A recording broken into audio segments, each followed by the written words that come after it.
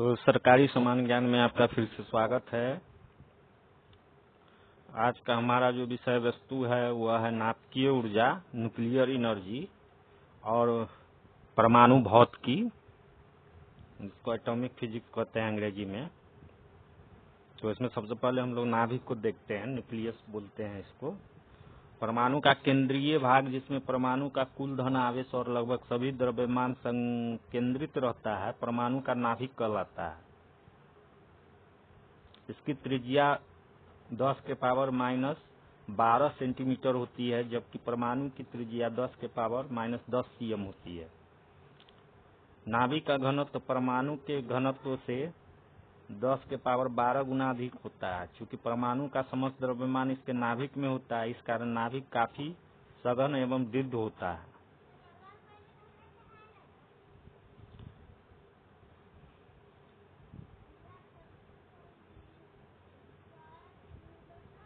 तो ये था नाभिक के बारे में। अब हम लोग देखेंगे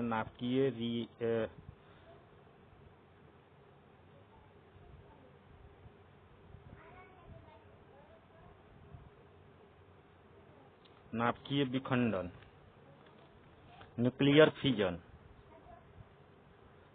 जब कोई भारी नाभिक दो लगभग समान आकार के नाभिकों में टूट जाता है तो नाभिकीय विखंडन, न्यूक्लियर फिजन कहलाता है।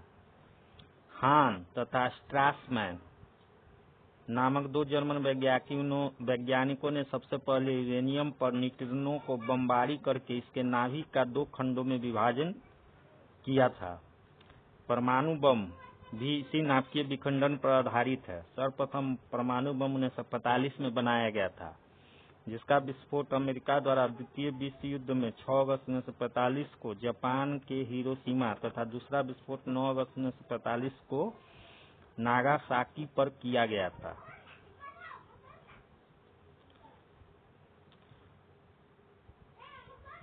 नाभिकीय विखंडन अभिक्रिया में उत्पन्न न्यूट्रॉनों की गति तीव्र होती है। इन न्यूट्रॉनों की गति को मंदित करने के लिए भारी जल D2O तथा ग्रेफाइट का प्रयोग मंदक मॉडरेटर के रूप में किया जाता है। विखंडन में श्रृंखला अभिक्रिया को नियंत्रित रखने के लिए कैडमियम या बोरोन की लंबी छड़ों का उपयोग किया जाता है। ये छड़ें नियंत्रक छड़ें, कंट्रोल रोड कहलाती है।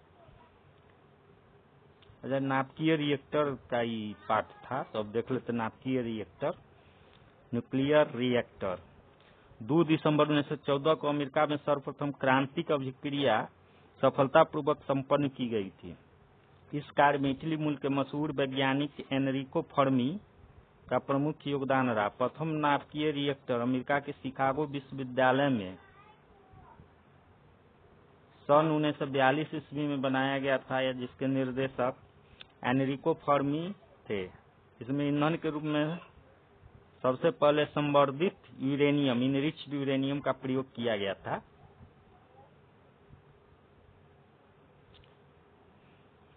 उसी तरह से एक नाभिकीय संलयन अभिक्रिया होता है, जो 1939 ईस्वी में जर्मनी के भौतिकविद हेंस बेथे ने इस अभिक्रिया को सही व्याख्या दी थी। जब दो हल्के नाभिक संयुक्त होकर एक भारी नाभिक बनाते हैं, जिसके फलस्वरूप ऊर्जा विमोचित होती है, इस अभिक्रिया को नाभिकीय संलयन, न्यूक्लियर फ्यूजन कहते हैं। जैसे सूर्य से प्राप्त प्रकाश और उष्मा ऊर्जा का मुख्य स्रोत नाभिकीय संलयन ही है। नाभिकीय संलयन पर आधारित हाइड्रोजन बम है। सर्वप्रथम इसका निर्माण सन 1952 में किया गया था।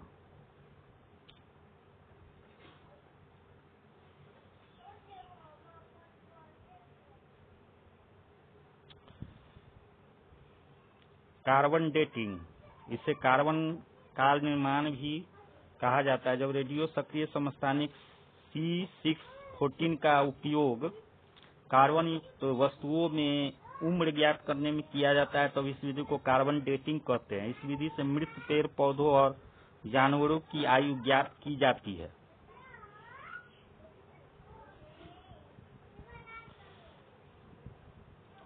रेडियो सक्रियता, रेडियोएक्टिव यूरेनियम तथा यूरेनियम लवणों से कुछ अदृश्य विकिरण स्वतः उत्सर्जित होते रहते हैं। ये विकिरण अपारदर्शी पदार्थों जैसे कागज आदि को भेदने की क्षमता रखते हैं तथा फोटोग्राफिक प्लेट को प्रभावित करते हैं। इन विकिरणों को रेडियो एक्टिव रेज या बेकरल के नाम पर बेकरल किरणें कहा गया तथा पदार्थों के इस गुण को रेडियो सक्रियता कहा गया। यूरेनियम, रेडियम, पोलोनियम, थोरियम आदि रेडियो एक्टिव पदार्थों के उदाहरण हैं। पायरे दंपति ने एक नए रेडियो एक्टिव तत्व रेडियम की खोज की। 1902 में रदरफोर्ड ने रेडियो एक्टिव पदार्थों से उत्सर्जित किरणों का अध्ययन किया।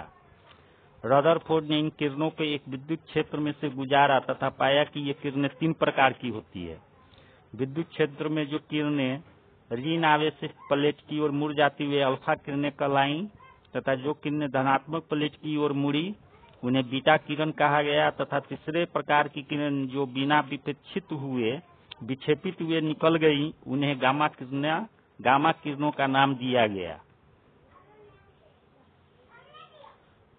अर्धायु हाफ लाइफ, जितने समयांतराल में किसी रेडियो एक्टिव पदार्थ की मात्रा विघटित होकर अपने प्रारंभिक मान की आधी रह जाती है उस समयांतराल को पदार्थ की अर्धायु कहते हैं।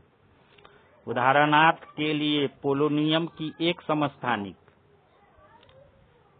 84 PO 214 की अर्धायु मात्र 10⁻⁴ सेकेंड होती है। अर्धायु का मतलब हुआ कि इतना समय में जो है ना वो जो पदार्थ है वो आधा हो जाएगा। जैसे ये पोलोनियम जो है जो अभी बताए हैं ये 10⁻⁴ सेकेंड में आधा हो जाता है, जबकि यूरेनियम जो है ये भी एक माने रेडियो एक्टिव पदार्थ है। यूरेनियम 92 U 235 की अर्धायु 4.5 में 10⁹ वर्ष होती है, मतलब इसका अर्धायु काफी लंबा होता है। अब रेडियो समस्थानिक रेडियो आइसोटोप, जब कुछ तत्वों पर न्यूट्रॉनों या उच्च ऊर्जा वाले कणों द्वारा बम्बार्डिंग किया जाता है तो ये तत्व रेडियो एक्टिव समस्थानिकों को जन्म देते हैं। रेडियो एक्टिव समस्थानिकों का आजकल वैज्ञानिक खोजों, जीव विज्ञान, औषधियों, रोगों को उपचार करने, कृषि में अत्यधिक उपयोग हो रहा है। रेडियो एक्टिव क्षय रेडियो एक्टिव डिके, जब किसी रेडियो एक्टिव पदार्थ से अल्फा बीटा कण उत्सर्जित होते हैं तो उसके परमाणु भार व परमाणु क्रमांक बदल जाते हैं, वह किसी नए तत्व का जन्म होता है। इस घटना को रेडियो एक्टिव क्षय कहते हैं। सिर्फ यूरेनियम ही नहीं बल्कि समस्त रेडियो एक्टिव पदार्थ क्षय होने पर अंत में शीशे में बदलते हैं। रेडियो एक्टिव क्षय एक नाभिकीय क्रिया है, अर्थात रेडियो एक्टिव किरण परमाणु के नाभिक से उत्सर्जित होती है, अतः इन पर किसी बाह्य परिवर्तन जैसे ताप, दाब आदि का कोई प्रभाव नहीं पड़ता है। अब हम लोग देख लेते हैं परमाणु रिएक्टर के बारे में। तो परमाणु रिएक्टर जो है जिसको एटॉमिक रिएक्टर कहते हैं, इसमें से परमाणु मतलब इसमें जो है मतलब कि परमाणु विखंडन का यूज करके हम लोग एनर्जी प्राप्त करते हैं या दूसरा उपयोग करते हैं, तो उसको रिएक्टर बोलते हैं। और परमाणु रिएक्टर के द्वारा नाभिकीय ऊर्जा को रचनात्मक कार्यों में प्रयोग में लाया जाता है। यह एक ऐसी युक्ति है जिसमें यूरेनियम U-35 का नियंत्रित विखंडन करके ऊर्जा प्राप्त की जाती है। भारत में थोरियम एवं प्लूटोनियम का भी प्रयोग ईंधन के रूप में किया जा रहा है। विखंडन अपक्रिया से उत्पन्न न्यूट्रॉनों की गति तीव्र होती है। इन न्यूट्रॉनों को गति को मंदित करने के लिए भारी जल D2O या ग्रेफाइट का प्रयोग मंदक मॉडरेटर के रूप में किया जाता है। विखंडन की श्रृंखला अभिक्रिया को नियंत्रित रखने के लिए कैडमियम या बोरान की लंबी छड़ों का उपयोग किया जाता है। प्रथम नाभिकीय रिएक्टर एनरिको फर्मी के निर्देशन में अमेरिका के शिकागो विश्वविद्यालय में सन 1942 ईस्वी में बनाया गया था। नियंत्रित नाभिकीय श्रृंखला उत्पन्न करने के प्रयोग में लाए जाने वाले रिएक्टर को नाभिकीय रिएक्टर या परमाणु भट्टी न्यूक्लियर रिएक्टर कहा जाता है। नाभिकीय रिएक्टर के निम्नलिखित 5 भाग होते हैं। पहला, इसमें ईंधन होगा। रिएक्टर का मुख्य भाग होता है जिसका विखंडन किया जाता है। ईंधन के रूप में यूरेनियम, थोरियम, प्लूटोनियम आदि रेडियो एक्टिव पदार्थों का यूज किया जाता है। मंदक मॉडरेटर, यह न्यूट्रॉनों की गति को मंद करता है। भारी जल D2O, बेरिलियम ऑक्साइड या ग्रेफाइट का प्रयोग मंदक के रूप में किया जाता है। इनमें से भारी जल सबसे अच्छा मंदक माना गया है।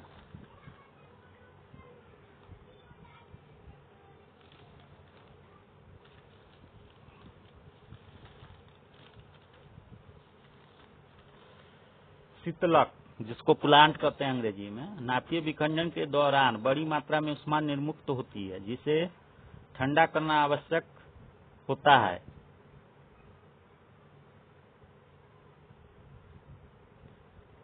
इसके लिए रिएक्टर में वायु, जल और कार्बन डाइऑक्साइड प्रवाहित किए जाते हैं।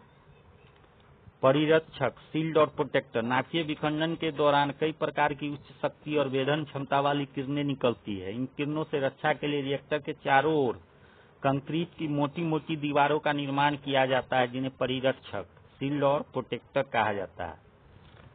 नियंत्रक, कंट्रोलर, नाभिकीय विखंडन की गति को नियंत्रित करना भी जरूरी होता है। इसके लिए कैडमियम की छड़ें प्रयोग में लाई जाती हैं।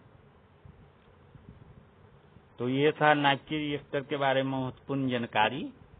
अब देख लेते हैं नाभिकीय रिएक्टर का कुछ प्रकार, सब इसको भी देख लेते हैं। जैसे तापीय रिएक्टर हो गया, टाइप्स ऑफ न्यूक्लियर रिएक्टर में।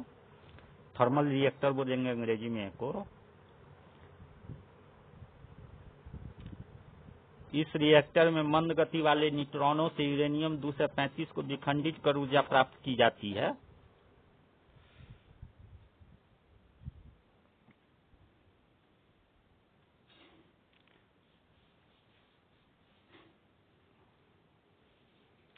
प्राकृतिक यूरेनियम में चूंकि U-235 की मात्रा कम होती है, इसलिए इसका विखंडन काफी महंगा पड़ता है। ब्रीडर रिएक्टर, यह परमाणु भट्टी जिसमें विखंडन के परिणाम स्वरूप श्रृंखला अभिक्रिया द्वारा प्रयुक्त पदार्थ से और अधिक पदार्थ उत्पादित किए जाते हैं, ब्रीडर रिएक्टर या उत्पादन भट्टी कहलाती है। उदाहरण के लिए प्लूटोनियम के प्रयोग द्वारा यूरेनियम 238 का विखंडन करके और अधिक प्लूटोनियम प्राप्त किया जाता है। शक्ति भट्टी, पावर रिएक्टर, नाभिकीय ऊर्जा की विद्युत ऊर्जा के बदलने वाली परमाणु भट्टी को शक्ति भट्टी कहा जाता है।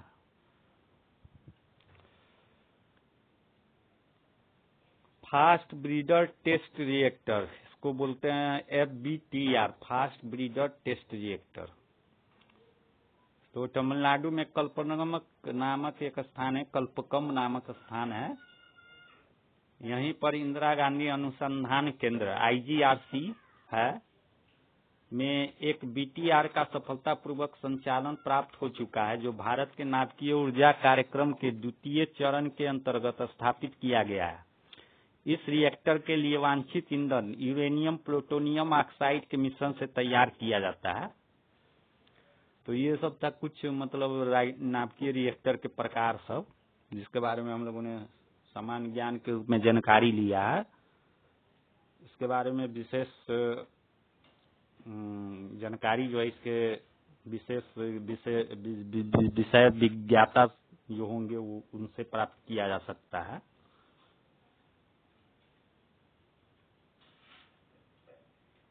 अब हम लोग देखते हैं भारत में कुछ अनुसंधान रिएक्टर है, उसके बारे में जान लेते हैं। जैसे न्यूक्लियर रिएक्टर ऑफ इंडिया, तो इसमें अप्सरा नाम का एक है। यह स्विमिंग के पूल के आकार का रिएक्टर वर्ष 1956 में स्थापित किया गया था।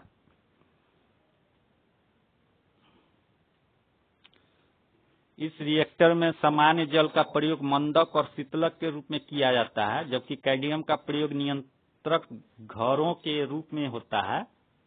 अप्सरा के मुख्य उद्देश्य में परिरक्षण, आधारभूत अनुसंधान तथा समस्थानिकों का उत्पादन सम्मिलित है। उसी तरह एक है साइरस, तो ये टैंक के आकार का रिएक्टर कनाडा के सहयोग से निर्मित किया गया था। 10 जुलाई 1960 में इसे आरंभ किया गया है। इसमें ईंधन के रूप में प्राकृतिक यूरेनियम, मंदक के रूप में भारी जल तथा शीतलक के रूप में सामान्य जल प्रयुक्त होता है।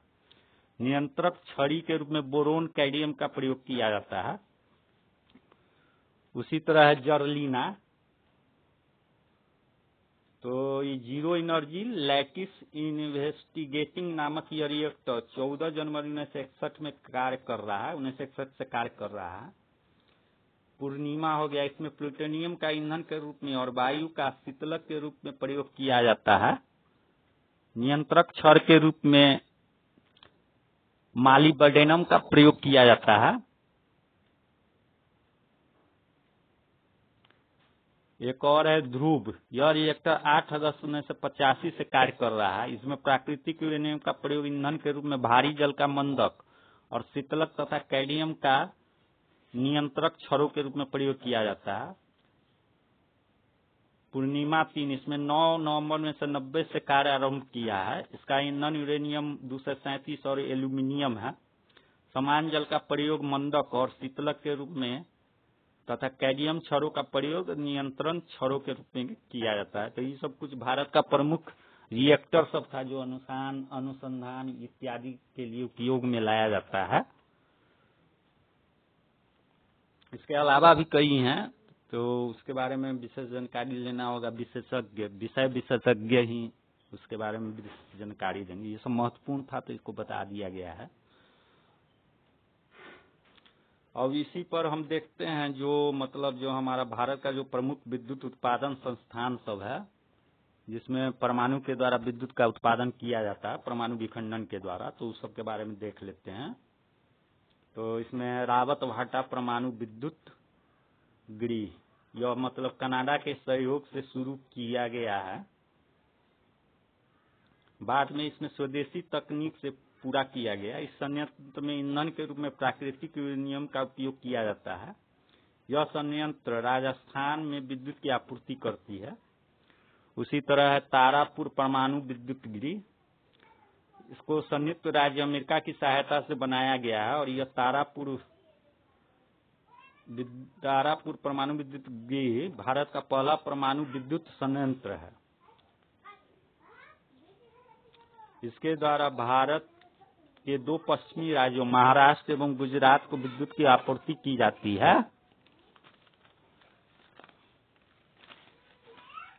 उसके अलावा जो है कल्पकम परमाणु विद्युत गृह है। इसकी स्थापना पूर्णतः स्वदेशी तकनीक से हुई है। इसकी प्रथम इकाई 1983 में तथा दूसरी इकाई ने 1985 में कार्य शुरू किया। इस संयंत्र से तमिलनाडु को विद्युत की आपूर्ति की जाती है। नरौरा परमाणु विद्युत गृह रावतभाटा और कल्पकम में स्वदेशी तकनीक से परमाणु विद्युत संयंत्र की स्थापना में सफलता से उत्साहित होकर उत्तर प्रदेश के नरौरा में नरौरा परमाणु विद्युत गृह की स्थापना की गई। इस संयंत्र से उत्तर प्रदेश में विद्युत की आपूर्ति की जाती है। और एक और है काकरा पार परमाणु विद्युत गृह की 235 मेगावाट क्षमता वाली इकाई को 31 दिसंबर 1992 में चालू किया गया था। वर्तमान में इस इकाई द्वारा क्षमता से कम उत्पादन किया जा रहा है। और ये सब हमारा कुछ प्रमुख भारत का प्रमुख विद्युत उत्पादन केंद्र था। इसके अलावा भी और सब है जो अभी हाल में शुरू किया गया है, तो उस सब के बारे में बाद में जानकारी लेंगे विशेष रूप से।